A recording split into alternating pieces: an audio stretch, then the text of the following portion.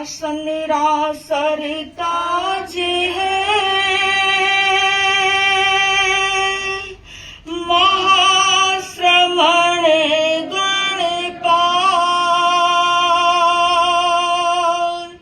जे लो मारी वंदना गण थारो खुशहाल गुरुजी गण थारो खुशहाल।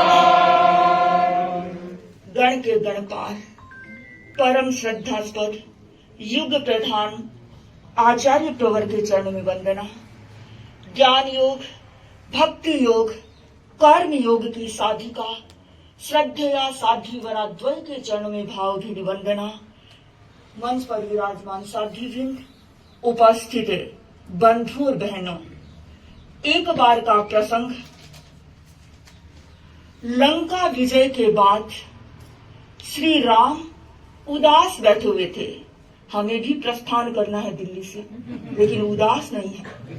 लेकिन लंका विजय के बाद श्री राम उदास बैठे हुए थे।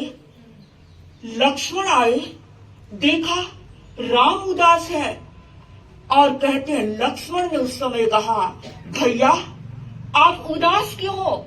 आपके पास तो सोने की लंका है, आप सोने की लंका के स्वामी बन गए हैं और भाभी आपके बगल में बैठी है, मैया सीता आपके पास बैठी है, हनुमान आपके चरणों में बैठे हैं और मैं हमेशा छाया की तरह आपके साथ रहता हूँ।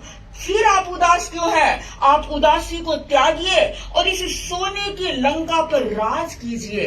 बंधुओं, उस समय श्री राम ने कहा, अपि स्वर्णमयी लंका नमे लक्ष्मण रोचते, कि हे लक्ष्मण, ये सोने की लंका मुझे अच्छी नहीं लग रही है। पूछा, अच्छी नहीं लग रही है सोने की लंका? किसी के पास सोने का राज्य नहीं है और आपको सोने की लंका अच्छी नहीं लग रही है, कारण क्या है? बंधु, उस समय श्री राम ने कहा, लक्ष्मण जननी जन्मभूमिश्च स्वर्गादपि गरीयसी।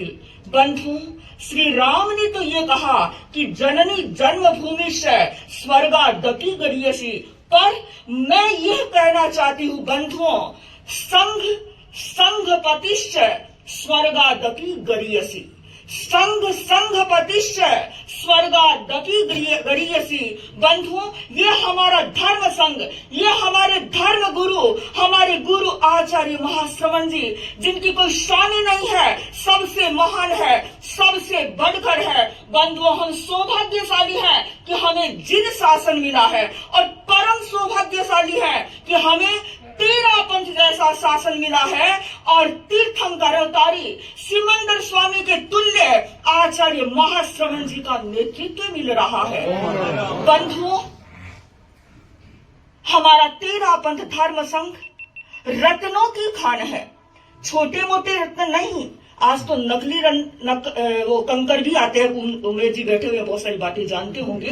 सारे नकली कुंदन, नकली रत्न आने लगे हैं, लेकिन तेरा पंथ धर्म संघ असली रत्नों की खान है और छोटे मोटे रत्न नहीं, देश कीमती रत्न है। बंधुओं, तेरा पंथ धर्म संघ के देश कीमती रत्नों में मैं नाम लेना चाहूंगी श्रद्धेया साध्वी अणिमा श्री जी और डॉक्टर साध्वी कुंदन रेखा जी मास्टर। बंधुओं, चूंकि आज चर्चा साध्वी श्री जी के सानिध्य में मंगल भावना हो रहा है, आज चर्चा हम साध्वी अणिमा श्री जी कर रहे हैं, तो मैं भी आज कहना चाहती हूँ बंधुओं, मैं साध्वी श्री जी के लिए यह कहना चाहती हूँ, Sadhvi Shri ji, your work style speaks your success story. आपकी जो कार्यशैली है वो सफलता की कहानी है।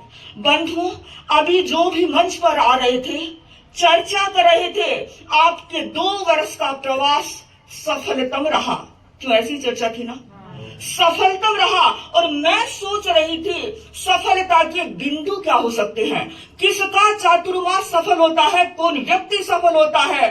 बंधु, मुझे तो लगता है तेरा पंथ धर्म संघ में अगर कोई सफल होता है तो वही व्यक्ति हो सकता है जिसका अपने संघ और संघपति के प्रति बेजोड़ समर्पण होता है। बंधुओं, यद्यपि तेरा पंथ धर्म संघ के सिर्फ साधु साधियों का ही नहीं, श्रावक श्राविकाओं का भी गजब का समर्पण है। पर बंधुओं, मैं नाम लेना चाहूंगी साध्वी श्री अणिमा श्री जी का, जिनका समर्पण हमने देखा है जब भी प्रवचन करते हैं अनेक बार संघ और संघपति के प्रति ही बोलते हैं। जब वो बोलते हैं तो उनकी शैली भाव सब बदल जाते हैं। बंधु, एक प्रसंग बताना चाहूंगी।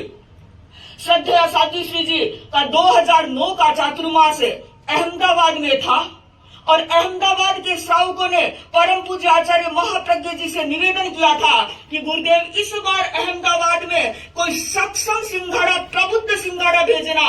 क्योंकि वहां पर स्थानकवासी परंपरा के संत मुनि रूप रजत का चातुर्मास है, जो स्थानकवासी परंपरा में बड़े प्रभावशाली संत माने जाते हैं। और आचार्य महाप्रज्ञ जी ने महती कृपा कर श्रद्धेय साध्वी अणिमा श्री जी का चातुर्मास उस वक्त 2009 में अहमदाबाद बख्शाया।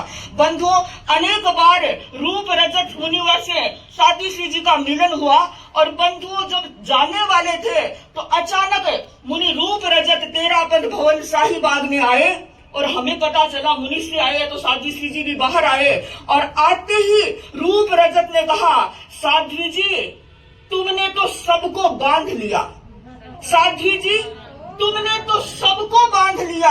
तो साध्वी श्री जी ने ये नहीं कहा हाँ मेरे में कला है, मैं अच्छा बोलती हूँ, ये करती हूँ, नहीं। उन्होंने कहा कि मुनिवर ये तो गुरुदेव की कृपा है। बंधु, उस समय रूप रजन ने कहा हाँ गुरुदेव की कृपा हुई, पर की डोल तो थम ही है।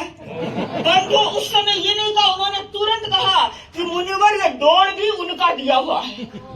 बंधुओं, उस समय रूप रजत ने कहा कि तेरा पंथ धर्म संघ में जब साधु साधिया, इतने प्रबुद्ध साधु साधिया गुरु के प्रति इतने समर्पित होते हैं, वो संघ विकास के शिखरों पर निश्चित रूप से आरोहण कर रहा है और करता रहेगा। बंधु, सचमुच में संघ और संघपति के प्रति जब समर्पण होता है तभी व्यक्ति आगे बढ़ता है, उसका हर काम सफल होता है। तो चातुर्मास या 2 वर्ष का जो प्रवास रहा, उसकी सफलता के पीछे संघ और संघपति के समर्पण को ही कहा जा सकता है। दूसरी बात, वो व्यक्ति सफल होता है। मैं आप लोगों से भी कहना चाहती हूँ, आप भी अगर अपना चाहते हैं विकास करें, सफल हो, तो डेडिकेशन बहुत जरूरी है अपने काम के प्रति और अपने जो बड़े हैं उनके प्रति भी। और दूसरी बात, अगर अपन सफल होना चाहते हैं तो वो दूसरी चीज है श्रम।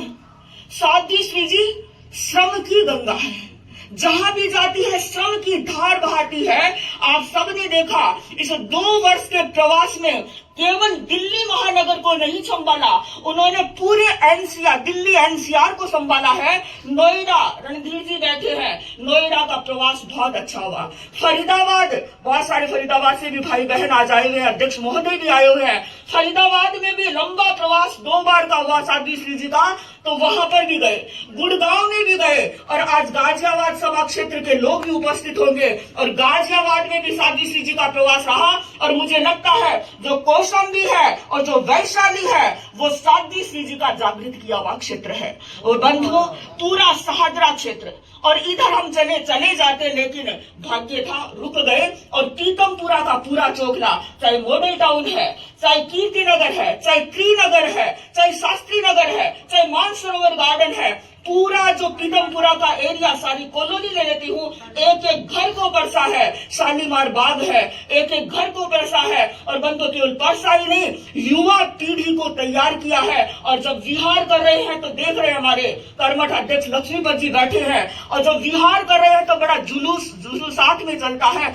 युवा साथ में चलते हैं। तो बंधु, सचमुच में जो श्रम करता है वो सफल होता है। आचार्य महाप्रज्ञ जी ने भी कहा था, श्रम करो सफल बनो। तो तीसरी बात कहूंगी, सफलता के पीछे साध्वी श्री जी का चिंतन है, सफलता के पीछे साध्वी श्री जी का विजन है। बंधु, ऐसे ही नहीं चलते, हमेशा चिंतन, एक काम पूरा होते ही दूसरा काम पूरा होते ही तीसरा काम, एक विजन के साथ चलते हैं। और मुझे लगता है जो आदि भाई पन्नालाल जी ने कहा, जो कीर्ति नगर सभा का गठन हुआ, सचमुच में साध्वी श्री जी के विजन का परिणाम है।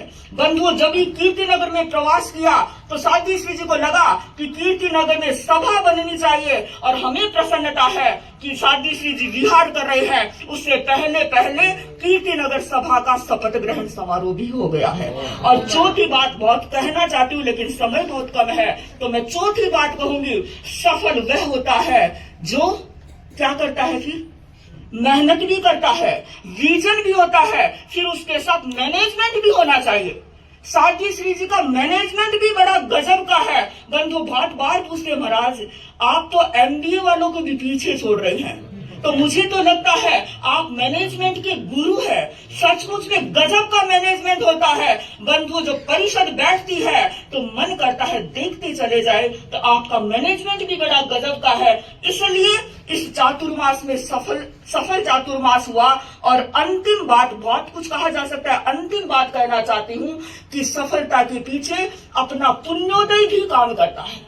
बंधु, सचमुच में साध्वी अणिमा श्री जी का जबरदस्त पुण्योदय है। और बंधु, मुझे लगता है पुण्योदय के कारण ही धर्म संघ की अच्छी प्रभावना हो रही है। जो कार्यक्रम भारत मंडपम में प्रधानमंत्री के साथ में जो भगवान महावीर के निर्माणोत्सव के उद्घाटन का जो कार्यक्रम था, मुझे लगता है बिना पुण्योदय के वो हो नहीं सकता था।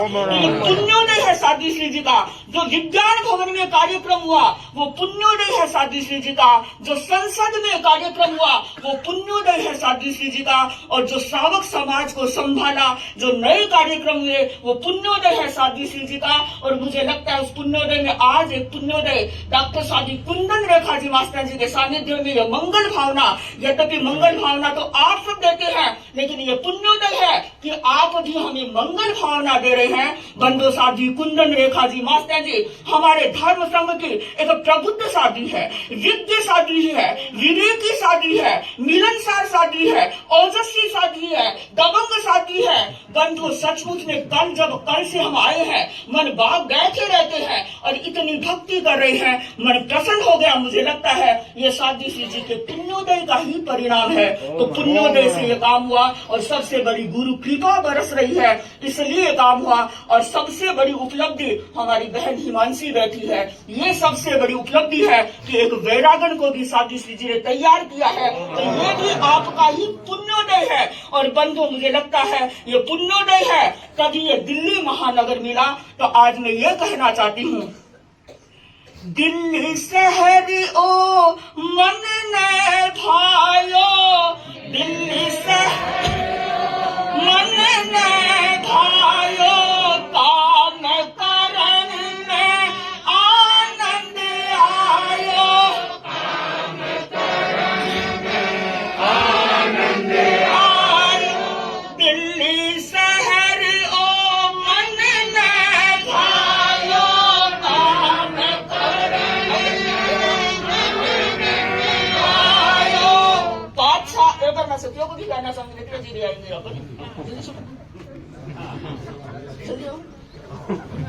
दिल्ली शहर ओ मन में भायो, दिल्ली शहर ओ मन में भायो, काम करन में आनंद आयो। अब हम निवेदन कर रहे हैं, बादशाह देगा आई जो सतीराज दिल्ली नगरी में, बादशाह देगा आई जो सतीराज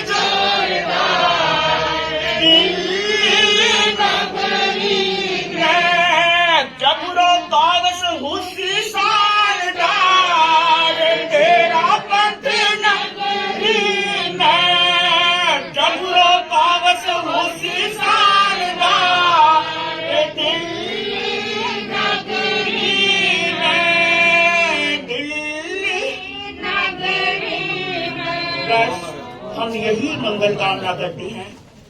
दिल्ली मन में बसा है, दिल्ली दिल में बसा है। वो गीत आपको थोड़ा छोटो रह गयो। समय इतना हो गया, दिल्ली हमेशा दिल में बसी रहेगी। बंधुओं, सचमुच में दिल्ली का प्रवास मुझे लगता है साती श्री जी के 51 वर्ष के संयम पर्याय में पहला कह सकती हूँ, क्योंकि भारत के प्रधानमंत्री का जो कार्यक्रम हुआ वो दिल्ली आने से ही हुआ। तो हम चाहते हैं दिल्ली हमेशा दिल में बसी रहे और जो प्रभु का पावस है वो नए इतिहास का सृजन करे। इन्हीं भावों के साथ ओम अर क्या अविद्यानामन्तस्तिमिरमिहिरद्वीपनगिरे